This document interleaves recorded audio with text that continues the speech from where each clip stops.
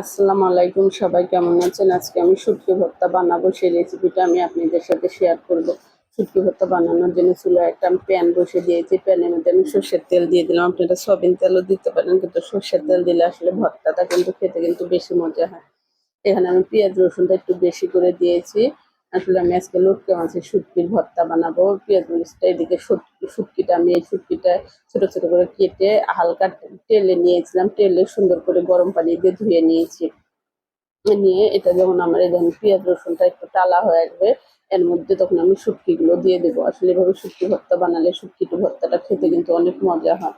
এই দেখুন আমার শুটকি পেঁয়াজ রসুনটা একটু টালা হয়ে আসছে, আমি এর মধ্যে শুটকিগুলো দিয়ে দিলাম।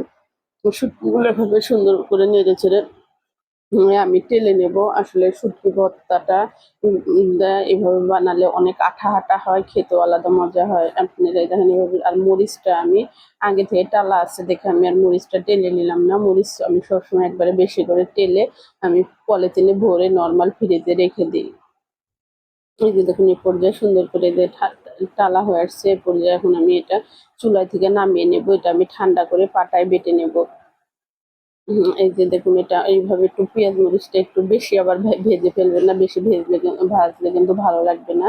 এই দেখুন আমি কত সুন্দর এই যে পেঁয়াজ রসুনটা আমি একবারে ভেজে নিয়ে দেখুন আমি মরিচগুলো সুন্দর ফিরিয়ে দেবে। আপনারাও একবারে তেলে কিন্তু বেশি করে রাখতে পারেন। এই যে দেখুন এই কয়েকটা মরিচ দিব, আসলে অতিরিক্ত বেশি আমি ঝাল খেতে পারি না।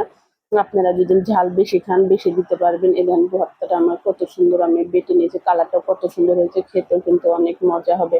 আপনারা আমার এই ভিডিওটি খেয়াল করে আপনারা এভাবে ভর্তা বানিয়ে দেখতে পারেন। আসলে ভর্তাটা রুটির সাথে, গরম ভাতের সাথে, ঠান্ডা ভাতের সাথে, খুদের বউয়ার সাথে খেতে কিন্তু অনেক মজা হয়। আপনাদের কাছে আমার এই ভিডিওটি ভালো লাগলে আপনারা আমাকে একটা লাইক দেবেন।